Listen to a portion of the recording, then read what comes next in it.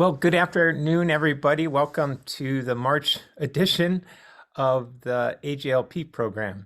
And what we're going to do today is take on the topic of influencing others as we work our way through the leading others competencies. And guided here by a quote from Ken Blanchard, who actually presented one of the leadership models that we looked at last time on team building. And this quote being that leadership really is the capacity to influence others by unleashing their power and potential to achieve greater good. And really key in this aspect, the leadership and the role of influence. So as we walk through the topic this afternoon, we want to look at the concept of power. We want to look at leadership and actually see how influence is a key aspect of that leadership. When we apply power, we apply influence, we're trying to achieve some type of an outcome. And there's some tactics regarding influence that could have perhaps achieve an outcome, but do so in a more inspirational way. And so that's really where our focus is going to be. And then we'll wrap up with looking at some foundations, what is really needed to exert influence, and our sense of presence and how that conveys influence just in our being. With the talk today, we're going to use our lacrosse teams, I should say, to sort of come in and out of the discussion. Coach Andy Shea here, after winning the national championship, beginning by looking at this topic of power and influence. And they're applied to change behaviors, to have, such as members of your sports team, take action and accomplish a task. Another lacrosse coach, the women's lacrosse coach, Erica Bamford, is another person we're going to weave in and out of the storyline today. And Coach Bamford is the second individual on the left there, given the high five. Digging in a little bit more, we're engineers, so the concept of power, effort times flow, velocity times force, voltage times current. And the goal of applying power is, in fact, to create this change. Influence, subtly different from power itself, works to create that change in a person, works to create that change in a team. And it's really based on how that team develops, how that team behaves, how that team thinks. And the leader's influence is determined by their persuasion, some of these tactics that we're going to come to in a moment, and also by their relationships. How credible are they? And when we talk about credibility, we have this sense of trust. We have this sense of the leader doing what the leader says they will do.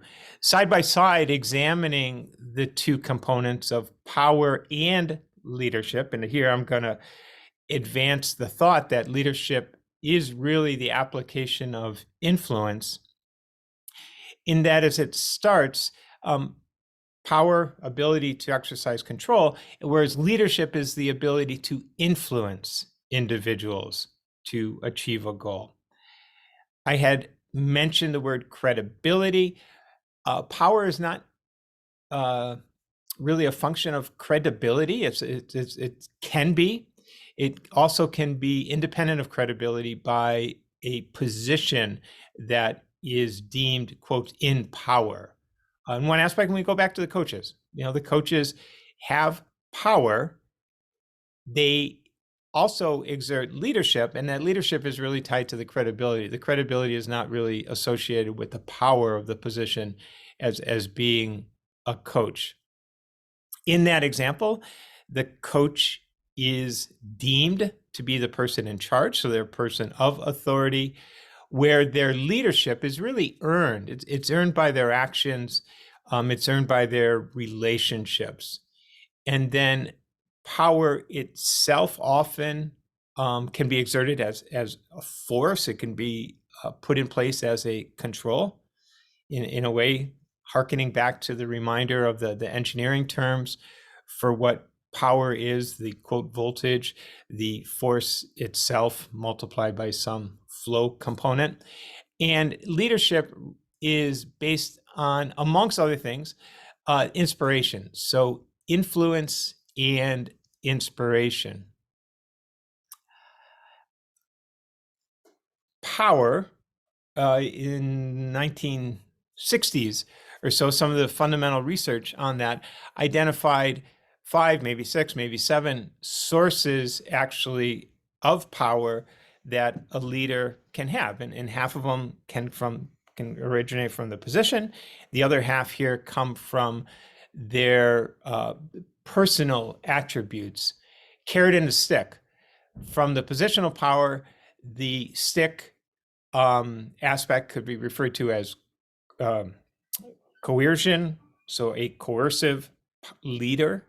I'm sorry, I use the word leader here and mixing it up with power, but someone that has the threat of punishment, can coerce a team member, an employee, into achieving some goal. Similarly, if they have the ability to reward performance, those two activities relate from their appointed position as an individual with power. The last power position here is one of legitimate power. It comes with this sense of obligation in the person that's appointed. It comes with the sense of responsibility that they've been appointed to do the right thing.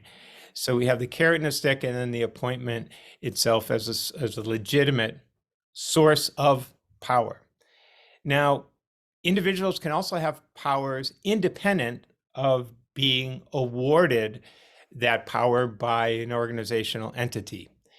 And we may think of someone in reverence, and by that association, they have, quote, power. They will impact how we do things. They will impact in outcomes.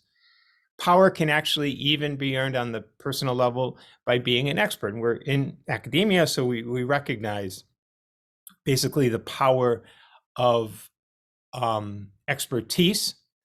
Similar to that, and for us, there's a little bit of a gray zone between an expert and a person with information, but we can also appreciate that someone that has information, that's a personal attribute that they have, and therefore there's power associated with that.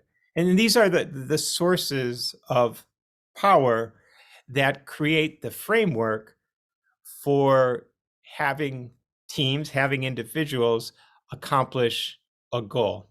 And if you just apply power to get to that goal, there's a set of outcomes that can result in that your person that you are exerting power on can resist. They can basically go with the flow, be a survivor, and be compliant. So there's an act of compliance. Or they can totally engage with the opportunity and simply thrive. And then that's a description of a total commitment from an individual to the cause.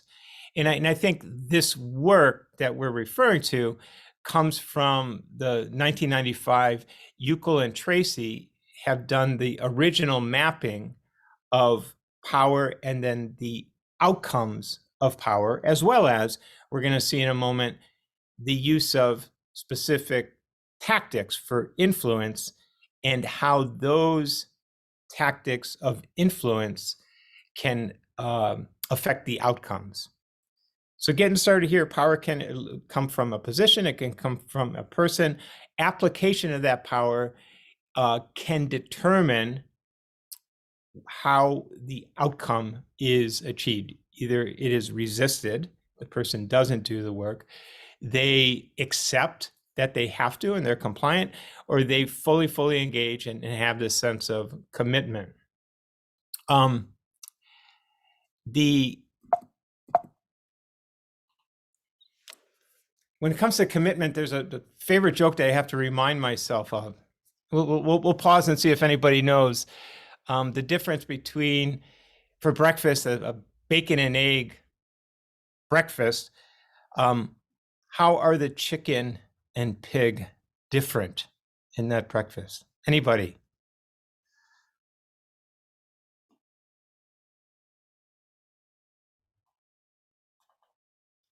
Well, you might view the chicken as being just involved, but the pig was the person that was really committed. I say person. The creature there was actually committed. Okay. Since that didn't go over so well, we'll go back to the normal lecture and the PowerPoints here. And we're interesting. I use the word PowerPoint.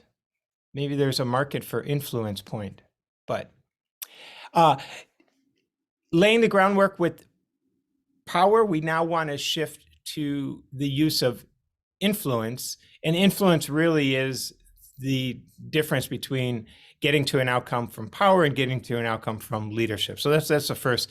Another key point is that the use of influence really is defining a person as a leader. But we want to see how these using influence can actually have some of these same outcomes of resistance, compliance, and commitment. There's a number of tactics on influence, and so we'll present them here. And this comes from one of the readings, which is on the fundamentals of leadership, looking at influence as a tool for leaders. And it also is referenced in Uckel and Tracy's original work on looking at influence. What are the tactics? Embedded in a couple slides are some definitions of all of these influence tactics, and we're going to dig into a couple of them. Just really brief, the concept of reasoning, and we present the facts, people respond. Legitimating is, according to policy, a person has to do this, and so that's the basis for influencing a person's behavior. As a person, I really welcome everyone coming here today. That personal appeal that's been made to participate in the AGLP program. A little bit of quid pro quo in that in exchange for doing one activity, the team member will be rewarded in some other way. Giving people credit, praising them, ingratiating is another influence tactic that individuals use, that leaders actually use. The pressure, influence by pressure, this is the stick component that we saw in the pure application of power itself. Forming coalitions that Dean Brock and myself and Dean Miller really working to establish a sense of culture, a sense of teamwork within the School of Engineering. Please come along with that coalition. And then the inspiring message of appealing to emotions, very legitimate, that is a tactic for creating change. And then the last one here is consulting. That as a team, let's look at this, and there's a solution that's created and want your input on that solution itself. So there's again, a lot here regarding the tactics, and there's some reference material that's going to be provided in a couple of slides. But we want to start off by looking at how effective these tactics are. So in blue on each of these tactics is actually their frequency of use, and then their impact on the outcomes. Do they cause resistance? Do they cause compliance or cause commitment? And it starts off really on the reasoning side, that this is the go-to that we all have, that if we want to influence someone as rational thinkers, we present that data, we present that logic behind why a person needs to take action. And we can see that sometimes that doesn't work. People sort of push back. But collectively, if you add the compliance and commitment together, it outperforms the resistance frequency.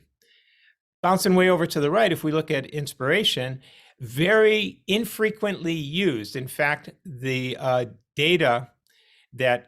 source data that this comes from details that at about a 2% of the times when a leader is exerting influence, it's going to be at the inspirational level, where at the reasoning is sort of our go-to at the 54%.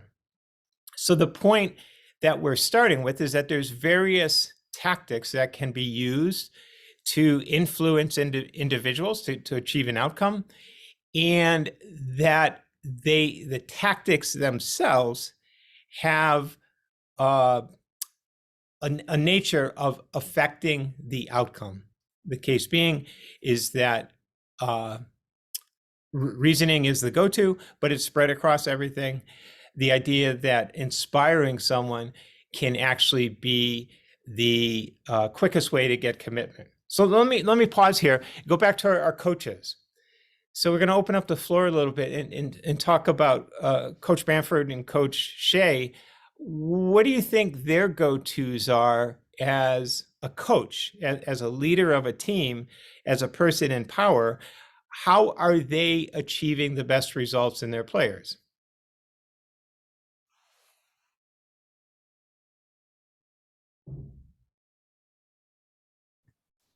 I would imagine that inspiring is really huge, especially in a team sport like that.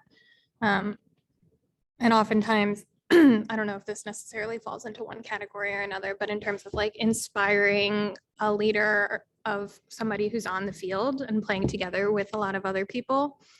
So I don't know if that's like inspiring, but perhaps inspiring someone to be inspiring.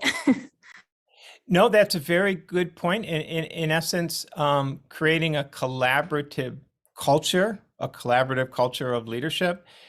The point I just presented was leaders that are officially in charge of an organization, but obviously we know that leaders come from within. That in all of our lab teams, there is certainly the PI as the leader, but then there's the embedded leadership that comes into play as well. So, and I echo your amplification of the inspirational aspects of the coaches. The sense of, quote, game face, the sense of psych, the sense of appealing to the emotions of the players, I think is really, really key. But other things come into play as well. The reasoning, as we do I present it in terms of numbers, but it also can be in terms of graph. Here's where the team is, here's the offense, here is the defense, and now you need to see where you're going to put the ball to go ahead and score. So it's really, I think the coaches use a variety of these influence tactics, and all leaders do. So the tactic that best fits the purpose is the tactic to go ahead and to concentrate on. If we walk through that collection of tactics, we can sort of, focus a little bit in now seeing that resistance commonly comes when we're applying pressure, when we're trying to show that this request for you to do something is actually legitimate. It's not me, it's the policy. I go back to any type of airline encounter, not necessarily myself, but with other individuals on a plane that may not be cooperating. The response is, sorry, sir, you have to wear your mask because that's policy. And we get this sort of sense of resistance.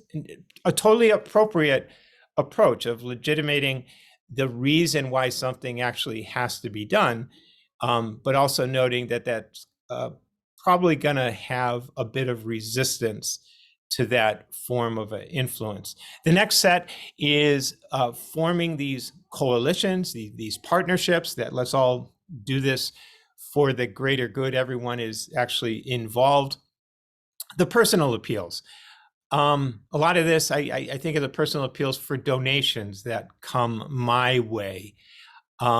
Sometimes they're inspirational, and that moves you into a different category. And sometimes they're the mailing that comes to you in the midst of everything else, that you're doing for the day. Ingratiating, praising someone, to earn their compliance, and the tit for tat trading that actually comes about. The ones that we're going to spend some time with, and on this graph, we're looking at the level of involvement of the person along the bottom, and the force that is actually needed to earn the compliance, or to try to earn the compliance on the left. The last area that we're shooting for is to get this sense of commitment, the sense of this, that we're all doing the right thing, and I as a person am going to devote my blood, sweat, and tears to actually getting there. The sense of the pig for the breakfast. And in that, the key tactics for influence are that inspiration, the consulting, and collaborating. We're going to come to a discussion on consulting and collaborating and look at a little bit of the difference of them and how one can actually be used with other tactics as well. Reasoning is a path to commitment. We had seen that before, 25% perhaps, but it also can lead to resistance. It can lead to compliance. And so under this framework, we can now study these influence tactics a little bit closer. And we'll start with reasoning, in that 54% of the time it's our go-to. Just highlighted, it may not be the most successful. What does it mean to try to use reasoning as an influence tactic? You're presenting the facts. You're explaining why, the reasons why this task has to be done, why it's going to be effective, and why your work is going to lead to that solution. Reasoning is very, very valid when there's an alignment between the goals of the team and the individuals themselves, and then the cause that's being pursued. It also requires the leader to have credibility. If I'm presenting reasons why you have to do something, and I'm a credible leader, I will give a fair assessment of the data that's being used to make that presentation. Look at the pros and cons. It isn't a one-sided approach of here are the facts that are associated with this line of reason, but a credible leader presents a balanced view of the information. Also, important is that the leader needs professional expertise, in that when we're using reasoning, and we can take it from a medical position, that the physician says this may be needed, well, that has incredible validity coming from the expertise of the physician himself, herself, as opposed to friends and family that may be giving medical advice without that sense of professionalism. So that's the concept of reasoning. On the inspiration, here we're appealing to the emotional side of us, and where this emotional intelligence work that we've done previously becomes important as a context. The value of anecdotes, the value of examples, the less reliance on quantified data are all inherent parts of inspiration. Now, we can throw in quantified data to support the reasoning, which hints a little bit about mixing tactics, but we're taking them one by one as we look at the behaviors that are needed to achieve that, and then what's the relationship between the team member and the leader. So when we do the inspiration, we really are presenting a story, we're presenting an example of the work that we're about to do, where we want it to end. How do we want that story actually to end? It has to be aligned with the values of the organization. It has to be aligned with the values of the individuals. It has to be aligned with the values of the person telling the story, the person trying to influence others. So we have this alignment of values that we've spoken about before. One of the positive attributes of the inspirational storytelling is in fact building the self-confidence of individuals. It's building the self-confidence of the team that they can get to this end goal. The coach, again, I'm coming back to that a few times, of Coach Branham pushing the team that yes, there may be these challenges ahead of us, but we can do what we can do to get to the finish line. Now, from the leader's perspective here, is the leader needs to know what the individual values are, what their talents are, that they're pushing them. A very, very strong connection between the person that's trying to do the influencing and the person who is influenced. If someone outside of 17 Hill House here walks up to me and starts talking about the need for a political party, I'm not so sure how that's going to resonate if I never met that individual before. If that individual is a leader of a political party, yes, there's a personal relationship and association where it actually can have more influence. Why don't I respond to that person? I don't know, because there's no sense of trust. I have no idea what their reference is. I have no idea what their values are. There is no credibility. So we're seeing this need for trust to be a key part of this inspiration. The work of consulting as being an influence tactic is under the premise that as a leader, we have an approach already established for a solution, and we're inviting your input on it. We're inviting the team's input on it. We want to know where the plan may be off. We may want, we need information that individuals have to get us to the best solution. We need the experience of the team. And so we're consulting with that group. And by being consulted, the team itself is engaged in the decision-making process. They become owners of what the result actually will be. Now, the leader on the right is reaching out, one, to get to consensus and have a higher level of commitment. That's one need to do this. And the other is to make use of the diversity of input from the many members of the team. How does information of individuals contribute to the solution itself? We're trying to build the team. We're trying to establish a sense of camaraderie and cooperation. But as the leader, we have to be willing to take that input, and then we actually have to be authorized to make use of that incoming information.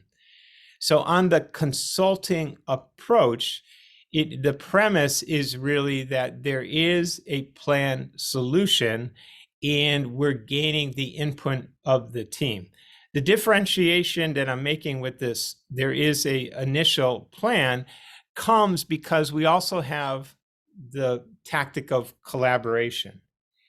And the collaboration in partnership with consulting, in partnership with inspiration, in partnership with any other influence tactic can actually, such as reasoning, can actually increase the effectiveness and get more individuals to become committed to actually the cause. And the difference between consulting and collaboration is that there is no solution at the end already established when we're in a collaboration mode. We're starting with the same blank sheet of paper. And we're inviting the entire team to be involved in all aspects of the problem solving. And not just inviting them, but providing the guidance, providing the resources, providing the framework for the group to work together to get to that end goal. The leader has to make sure that the resources are actually there. The leader is tasked with monitoring the situation and guiding it over time. And again, the great value of collaboration is it can be used in concert with the other approaches, reasoning, the approach of consulting, the approach of inspiration. Going back to the coaches here, as I've assembled the thoughts for the talk, I really keep coming back is that a good coach is actually applying these influences based on the game itself and where things actually stand. In the frame of what do you need to do to inspire others, what are some of the foundations for others, the readings here are going to reflect on the seven I's of influence. Identify the results you want to see from the coaches. That's pretty clear. It's the development of the players and the win of that particular game. You have to illustrate your credibility. The coaches on the field, yes, as a coach, but probably prior to that as a player, not necessarily, but definitely credibility in their commitment, the coach's commitment to the team. The investment in time of knowing their players is certainly an attribute that I've always admired of coaches. They know the families, they know the history of the player, and that's an important thing because they're part of that family itself. The coaches are inviting, at times, the teams to share their ideas, what's happening on the field, how do we put that into our game plan, and always thinking. This is happening, how do I react? What type of investigation of my options are there so that we can get to the development of the player, the win of the match itself? The intent of getting to an outcome that everyone has buy-in to, and finally being able to change on the fly, the improvise as needed. And so we're left with this suite of options: identify, illustrate, invest, invite, investigate, intend, and improvise, surrounded by this list of tactics. And a quick mapping of them, definitely show where the seven I's fit into what I'm presenting as the coaching mindset, the identifying what can be done, illustrating the sense of commitment, the sense of direction, investigating what's happening. All those come into the the reasoning aspect. The inspiration can be components of that, but certainly you're inspiring the players because you know what their backgrounds are. Our intent on the field, our ability to change, part of the consulting nature, and then the inviting the players themselves to give their insights on what's happening is sort of a background for that collaborative nature. I had referred to this earlier, and there's three sets of references. One is that was earlier presented in that the framework for influence from Yukel's original work. The second one comes from the reference on the essence of leadership, looking at influence. And these tactics can have different names, and it might have 7, it might have 11, but they're fairly similar, and you can do the mapping from one to another. Another reference that we're have for the seminar itself is looking at the concept of inspirational leadership and influence tactics in breaking them up into hard tactics. These are the ones that require great force of the leader, and the soft tactics that leave a little bit of negotiation room for the team member, the employee, to actually either accept or reject. So providing these really as the backdrop for additional learning. We just covered a bit, and I hope that the information, it's like drinking from a fire hose today, that I know we talked about power, the sources of power, the difference between leadership and power, and that being that the leadership has this need and this ability to influence, and some tactics for influence, and how those tactics can result in this sense of resistance, this sense of compliance, or this sense of commitment.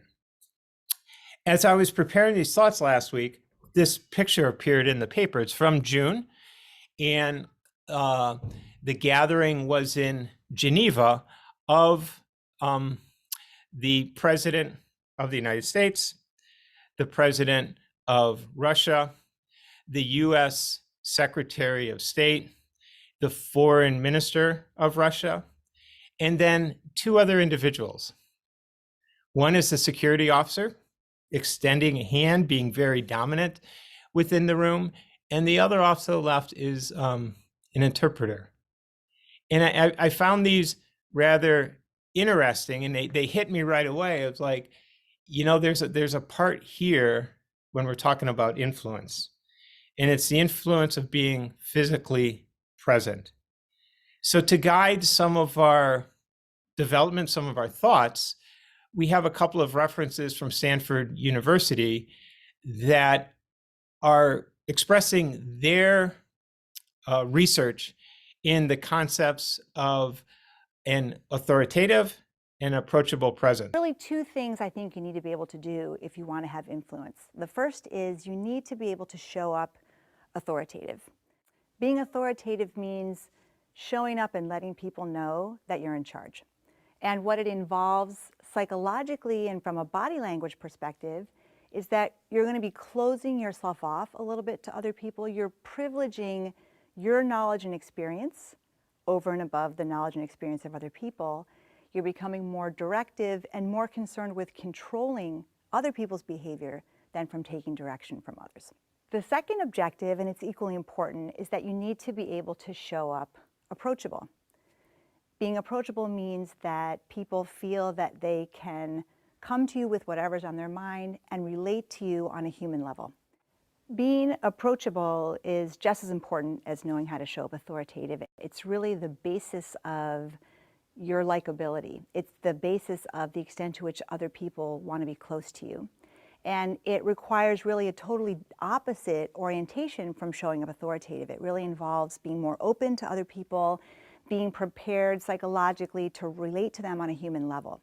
And if you think about the challenge of showing up authoritative as increasing the psychological distance between yourself and other people, either by raising yourself a little or by lowering others a little, being approachable is really about shrinking the psychological distance between you and other people. It's about lowering yourself a little or raising other people up.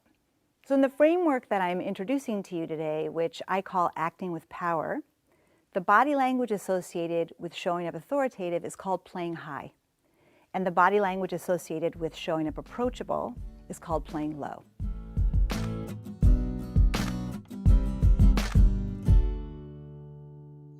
The actions associated with playing high come from what we observe whenever we look at animals or human beings in the context of a social hierarchy. When you look at people with, or group members with high rank, what you'll see is a general body language that reflects a state of relaxation and openness, because at the top of the hierarchy, you have nothing to worry about. Everybody beneath you is going to make sure that nothing bad ever happens. So playing high in a very general sense will look like a very open, expansive, relaxed body.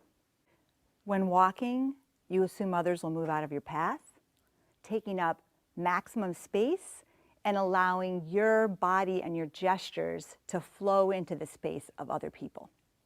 Other actions associated with playing high include keeping your head perfectly still while talking and speaking in complete sentences. So it's not important when you're playing high to have long sentences. In fact, they can be very short, but they'll have a clear beginning and a clear end point. You'll also see people, when playing high, holding eye contact a little longer than normal when addressing someone else. It's actually an interesting relationship. I think the idea that staring someone down is associated with playing high is something most people know, but actually it's a little more subtle than that. So when you're playing high, you stare someone down when you're addressing them. You don't let them out from under your gaze, so they know you're serious. But when they're addressing you, you're free to look around. You got other things on your mind, other people you need to talk to, right? So when you're being addressed by other people, you're free to look away. You don't check other people's eyes for any reaction to what you've said, and you have no visible reaction to what other people say either. And you can interrupt before you know what you're going to say. It's important to recognize that playing high is a source of dominance. Other people in many situations are simply more likely to defer just based on how you use your body. It's also important to recognize that playing high can be really dangerous. One of the easiest ways to get in trouble in a group is to play higher than your actual rank. So the most general advice I can give about when to play high is that you play high to reinforce your actual rank or in a competitive situation when status is up for grabs. Comments from the team on authoritative, approachable, which we're going to look at in a moment, playing high / playing low. I guess she mentioned one thing that resonated with me, and is when she talks about the mode playing high, that it can only be used to reinforce the existing position, and it should not be abused.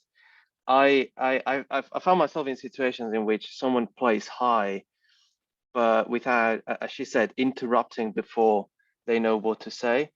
And as soon as that is spotted in a conversation, in a way, to me, that almost delegitimizes the conversation and that person for interrupting for what has to say and not saying anything.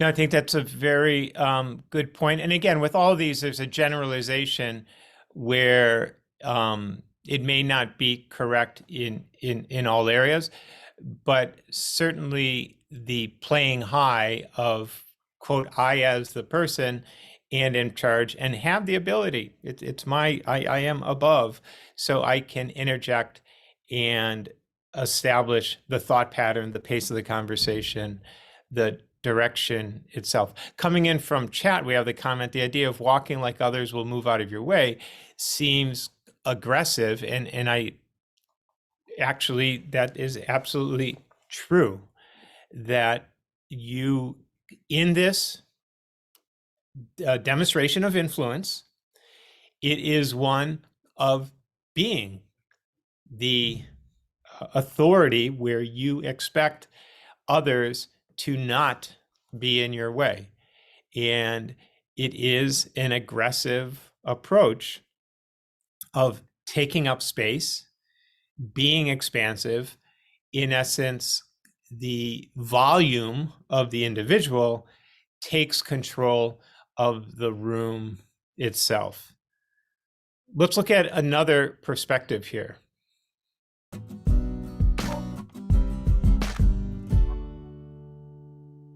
Let's talk about what it looks like to play low.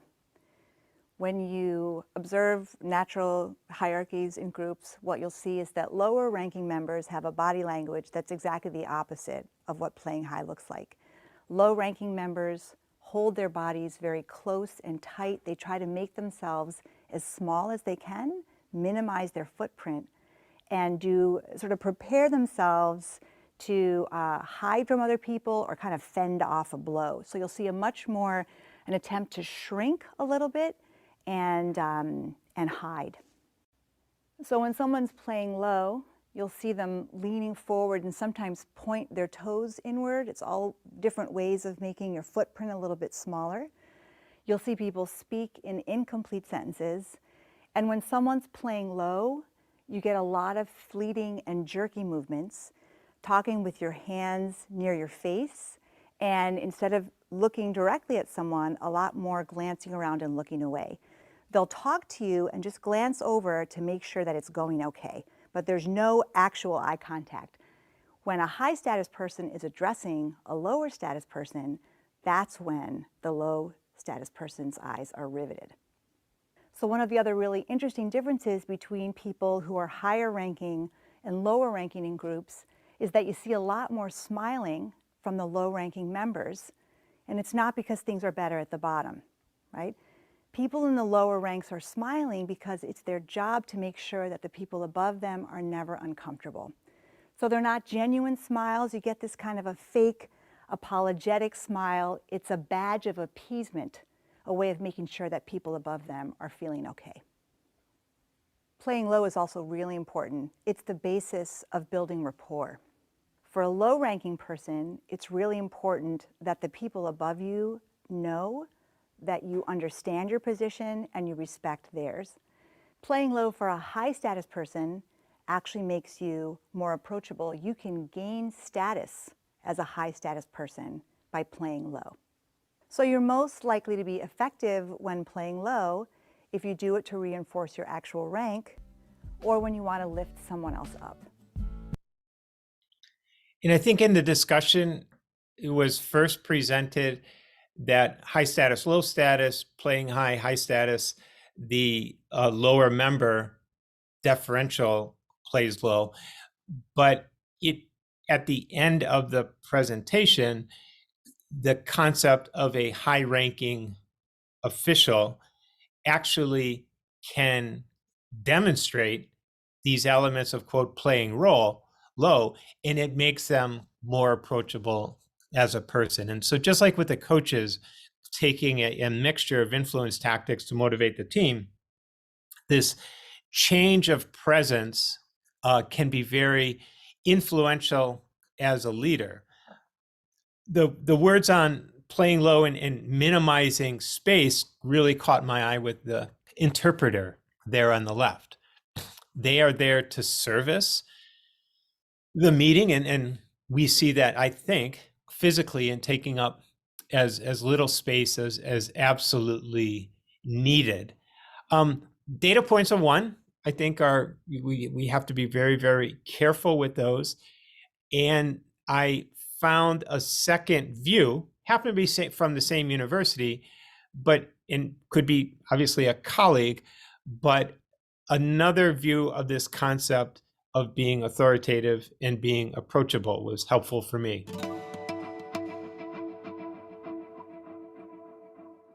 I typically show up with a little bit more motion. My head's a little to the side, and I tend to be friendly. In fact, people come up on the street and ask me questions all over the world when I'm not local, directions or other things, because I'm that way. But I can change by just making myself a little more still, a little more upright. I can make my voice go a little bit lower into my chest voice.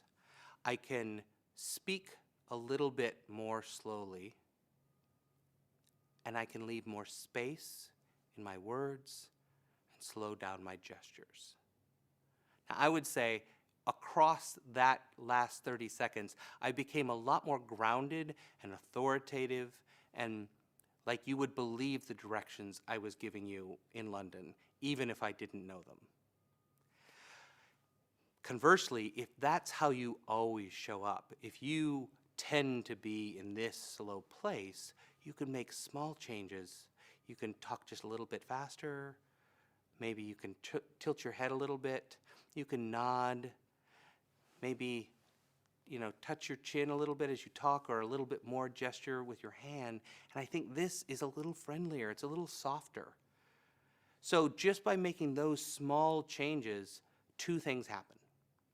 One, I'm communicating to you a different set of social cues about that you can approach me or that you shouldn't. And as it turns out, by changing your body, you change your internal state. In one place where I'm more authoritative, I will begin to feel more authoritative just by taking on those gestures. And I will feel a little more friendly and approachable by taking on the other set of gestures. So it works both ways. You can decide to be it inside and it will come out naturally. And you can decide to put it on physically and it will go inside. Comments from individuals on approachability and authoritative natures. I really like this last video. The way I understand sometimes these interactions is very organic, so it's always in relative terms. And I feel like sometimes when coming into a meeting and being really overconfident and really assertive, that kind of imposes the other part, that if you're interacting with a supervisor, with a manager, to be more more assertive, kind of that high, more authoritarian in a way, versus when going into the meeting and being maybe more insecure in a way, that more humble, that forces them to kind of tune down the high position, if that makes sense. So, but by your initiative of being more insecure, more humble, that also makes the whole meeting smoother and less. It removes part of the friction, I guess. I think that's an insight that is parallel to the presentation itself, is one, being aware and now affecting your own actions to increase the effectiveness of being within a team. The team may be two people, your PI and yourself, but just this sense of influence from our bodies, of what we're conveying. Obviously, this picture caught my eye in the difference of President Putin and President Biden, of the expansive nature of President Putin on the right, and what I would describe now, the more approachable nature of President Biden on the left, both significant leaders in their own right. And I share that as a final reminder to us that the being approachable, being authoritative, is not just associated with position. It's associated with your sense of being and the message that you're conveying at any one time. I found it striking in a way that if we look at the foreign minister from Russia and the U.S. Secretary of State, that we see the same examples demonstrated in these individuals as well. I didn't hunt for this picture. It was in the news as I read last week, but it just resonated as preparing for the discussion that we've had. I know that we went through a lot of material real quick. Unfortunately, that's my nature with the Zoom calls, but I tried to present information that you could tap into, information that you could reference, different ways of thinking about our sense of presence and the tactics that we use to influence each other. So a few minutes perhaps for questions or comments from the team.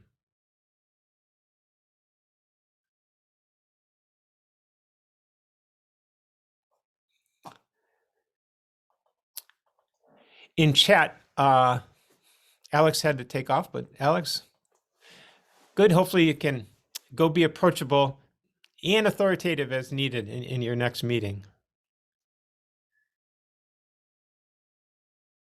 So for the references, the material segments of books, they're maybe 15 pages, but really, really good. Chapter 3 of When Execution Isn't Enough looks at the science of influence, which I referenced in the slides already. Again, a subchapter 2.3 of the book, Fundamentals of Leadership, takes on these influence tactics. And in my normal nature of referring to the Harvard Business Review, a guidance on strengthening our own ability to be influencers. Richard Cox video is referenced in this link, which has the video as a part of it, and Professor Grunfeld's video as well is in an expanded talk on power and influence, which is an area of her research at Stanford. A subsection of other references that I came across that are very good, and one is a book that I've started at the suggestion of my wife, who's also started on Hacking Human, Winning Friends, Influence People, and Leaving Them Better Off for Having Met You. And it looks at these very topics of when we interact with each other, how do we influence each other, both subtly and purposefully. Dale Carnegie had written in the 1960s a book, How to Win Friends and Influence People. And there's a video reference to that, a 7-minute summary that I thought was very, very relevant, a nice associated reminder of many of the topics of engaging people, soliciting them, welcoming them in, and becoming influential along the way. Two other things is I reference a lot from Rip Lepsinger in today's talk, and he has a book. The video itself is the link that's provided. And then Professor Bone from Cornell has a new book out. You Have More Influence Than You Think in the Science of Influence. That's her book. And I provide, it's about a 40-minute book review with an interviewer that I found very, very helpful, because it takes this concept of influence and it expands it beyond leadership into our daily interactions. So that's it for today. Later on this week, on the 11th, Grace is going to be doing a 12:30 mentoring session on technical proficiency from the month of February, where we spent some time. Right now, you're in the midst of team building, so hopefully you're building the teams in your home environments, in your labs, and your teaching fellow work.